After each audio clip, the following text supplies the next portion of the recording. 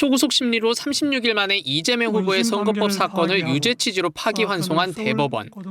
사건을 돌려받은 서울고법은 더 빠르게 움직였습니다. 소송 기록을 받은 당일 형사 7부에 배당하고 곧바로 첫 공판기일을 15일 오후 2시로 정했습니다. 법원은 이 후보의 피고인 소환장을 통상적인 우편으로 보내지 않고 법원 집행관이 직접 전달하는 특별 송달로 발송했습니다. 모두 하루 만에 진행됐습니다. 법원은 이 후보가 첫 기일에 불출석하면 다시 재판 일정을 잡고 이후 다시 출석하지 않으면 재판 종결과 선고까지 할 수 있다는 입장입니다. 법조계에선 사실관계를 추가로 다툴 부분이 없는 만큼 공판 한 번에 한 달 안으로 선고도 불가능하지 않다는 예상이 나오기도 합니다. 파기환송심은 피고인 출석 의무가 있기 때문에 소환장 수령을 거부하거나 재판에 불출석할 경우 한 달 내 선고는 어려워 보인다는 관측도 나옵니다. 하지만 법조계에선 대선일 전까지 이 후보의 선거법 사건 확정 판결이 나긴 힘들다는 시각이 많습니다. 파기환송심에서 이번 대선에 나갈 수 없는 벌금 100만 원 이상의 형이 선고될 경우 이 후보의 선거법 사건은 대법원 재상고까지 갈 것으로 보입니다. 대법원의 재상고 절차는 상고장과 이유서 제출, 그리고 소송 기록 전달에 최소 28일이 걸립니다. 재상고 절차까지 모두 마무리되려면 최소 2달이 소요될 것으로 예상되는 가운데 대선일까지는 이제 31일 남았습니다. KBS 뉴스 이호준입니다. 민주당은 대법원 판결이 졸속 판결, 선거 개입이라며 맹공을 퍼부었습니다. 단지 633 원칙을 지키기 위해서 빨리 재판했다고 믿을 국민이 있다고 생각합니까? 작심하고 선거에 개입한 것이고요. 대통령 투표권을 죽여버린 겁니다. 천대엽 법원행정처장은 사안의 무게에 비춰 더 엄중히 검토했을 거라고 반박했습니다. 절차적인 부분에 대해서 충실히 논의가 이루어지고 판결에 다 담아서 90페이지 가까운 그런 판결이 나온 것으로.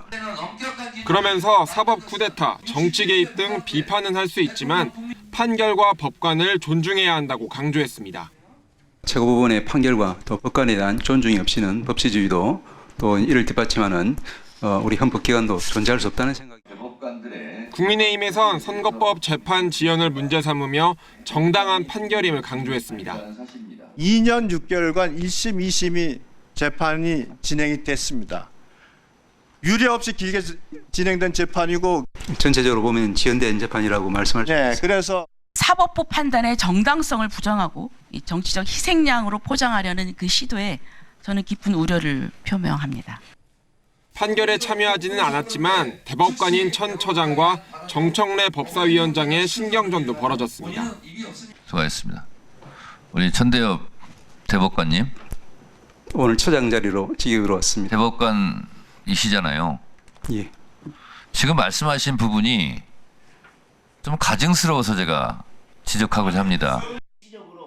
일반 국민도 9일 만에 대법원에서 재판받을 수 있도록 대법관 수를 늘려야 한다는 질의에 천 처장은 차분히 검토하겠다고 답했습니다. KBS 뉴스 방준원입니다. 네, 이고은 변호사 나와 있습니다. 지금 파기환송심 재판이 15일로 잡혔습니다. 이 정도면 속도가 어느 정도 빠른 건가요? 굉장히 빠릅니다. 이 파기환송이라는 대법원의 판단이 나온 지 하루 만에요. 오늘 오전에 이제 바로 이 기록이 대법원에서 2심 법원으로 옮겨갔고요.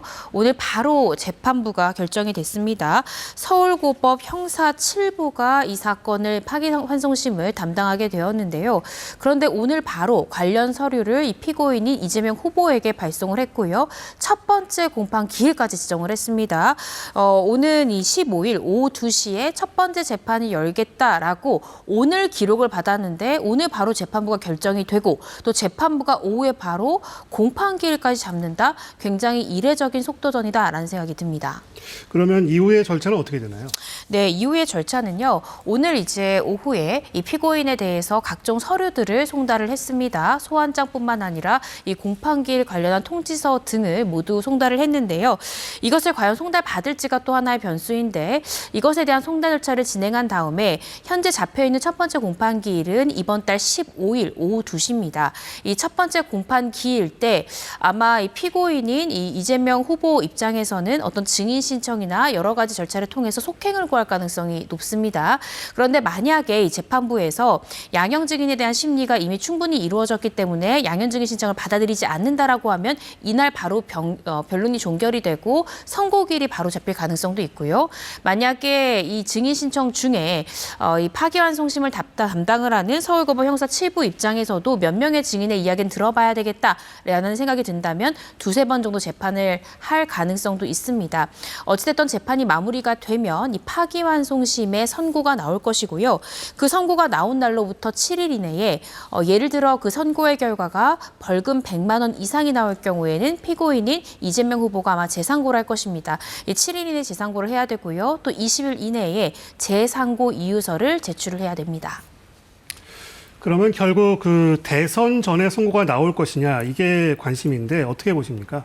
네, 지금 그 부분이 많이 논란이 되고 있는데요. 일단은 나올 가능성이 좀 저는 비교적 적다라는 생각이 듭니다. 그 이유가 지금 파기환송심에도 꽤나 시간이 걸릴 수 있습니다. 이번 파기환송심이 길어질지 아니면 빠르게 결론이 날지는 결국 이재명 후보가 재판에 출석하느냐에 달려 있습니다. 서류를 송달받고 출석을 하게 되면 첫 번째 기일에도 바로 종결이 될 수 있는 반면 만약에 불출석하게 된다라고 하면 이 파기환송심의 절차가 굉장히 연기가 될 수 있고요. 또 이 재상고하는데도 27일 이상이 소요가 되기 때문에 아마 조기 대선일 전에 이번 이 재판의 결과가 확정되기는 조금 어려운 것이 사실입니다. 그렇군요. 이번 재판의 쟁점은 뭔가요?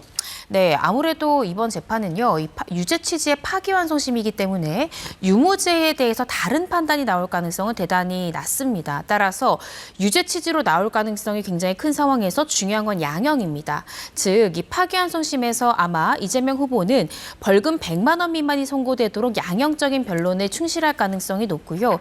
결과적으로 과연 양형이 벌금 100만 원 미만이 될 것인가 아니면 100만 원 이상이 될 것인가 이 부분이 중요한 쟁점이 될 것 같습니다. 그런데 그 이재명 후보가 1심에서는 집행유예가 나왔죠. 네. 그러면 이제 이재명 후보 입장에서는 2심에서 벌금 100만 원 미만의 형을 받도록 노력을 할 텐데 법조계에서는 이게 가능할지 어떻게 보고 있습니까? 조금 어렵다라는 의견이 중론입니다. 그 이유는 워낙에나 1심의 형량이 굉장히 높았습니다. 사실은 1심의 집행유예의 이 선고 결과를 두고도 법조계에서는 벌금형 정도가 나올 것이라고 예상이 됐는데 집행유예는 꽤 무겁다라는 그런 평들이 많았었거든요. 네. 그런데 이 파기환송의 취지 자체가 유죄 취지로 법리를 해석해라라는 정도의 가이드라인이지 어떤 형량에 대해서 대법원이 가이드라인을 준 것은 아니기 때문에 이 파기환송심에서도 반드시 집행유예 이상 나올 것이다라고 단정할 수는 없습니다. 벌금 부분에 대해서는 100만 원이 넘을 가능성이 조금 더 높지 않을까 추측하는 이유가 바로 양형 기준에 있습니다. 양형 기준이 기본 구간에만 해당한다 하더라도 벌금 200만 원 이상 재판부는 선고해야 되는데요. 네. 현재 이제 피고인 신분이 이재명 후보는 양형적으로 주장할 만한 요소가 굉장히 적습니다. 일단은 기본적으로 양형적으로 주장을 하려면 피고인이 자신의 범죄를 인정해야 되는데 계속해서 무죄 주장을 하고 있기 때문에 별다른 선처 요소가 없다라고 보여지거든요. 그래서 벌금 100만 원 미만이 나올 가능성 비교적 낮다라는 것이 법조계의 대다수의 의견입니다. 그러면 유죄 취지로 파기환송을 했으면 유죄 취지라는 게 어떤 가이드라인인가요? 아니면 반드시 유죄로 선고를 해야 된다는 그런 의미는 아니지 않나요?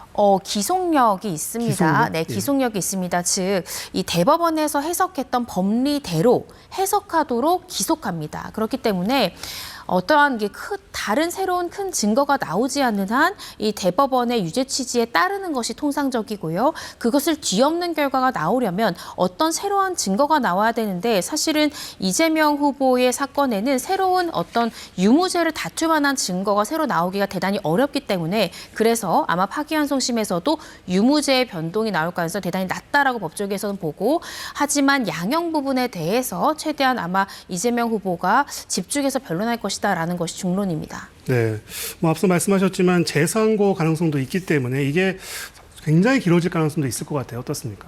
네, 그렇습니다. 이 재상고 자체가요. 만약에 벌금 100만 원 이상이 나온다라고 하면 당연히 이재명 후보 입장에서는 재상고를 통해서 확정을 늦추려고 노력할 수밖에 없습니다. 그렇다라고 한다면 이 파기환송심의 결과가 나온 날로부터 7일 이내에 이 재상고를 하게 될 것이고요.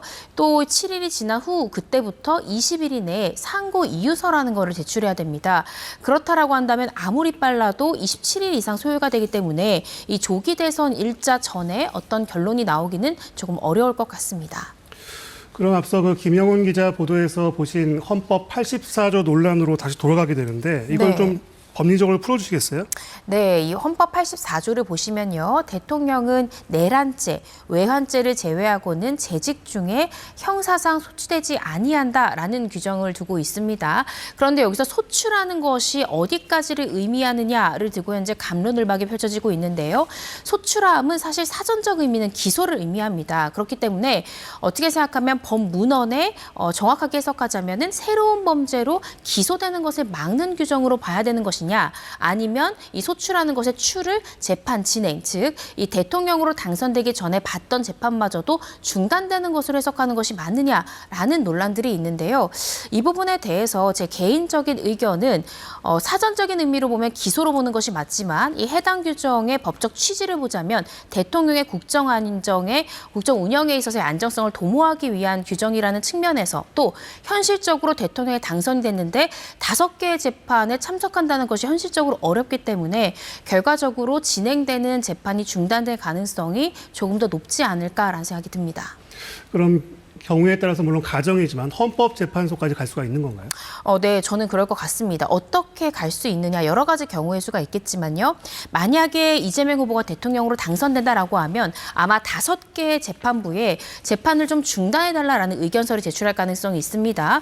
그럼에도 불구하고 일부 재판부에서 우리는 재판을 계속 진행하겠다라고 하면 권한쟁의 심판을 청구할 가능성이 있습니다. 즉 법원과 정부 간에 이 대통령의 국정 운영 관련한 부분들에 대해서 방해가 되고 어떠한 권한의 침해가 있기 때문에 이 권한쟁의 심판 청구를 통해서 이 부분이 어떻게 생각하면 해석이 최종적으로 나올 수 있을 것 같습니다. 네, 근데 오늘 민주당이 법을 바꾸겠다고 나섰는데 법 쪽에서 어떻게 보시는지 좀 간단하게 말씀해 주시죠. 네, 이 형사소송법 306조를 보시면요. 공판 절차를 정지할 수 있는 규정이 있습니다. 그 사유로는 뭐 의사결정 능력이 없어지거나 사물 변별 능력이 없어졌을 때 질병 기타 사유로 출정 자체가 불가능할 때 공판 절차 자체를 정지할 수 있는데요. 여기에 한 가지 규정을 더 신설하겠다라는 겁니다.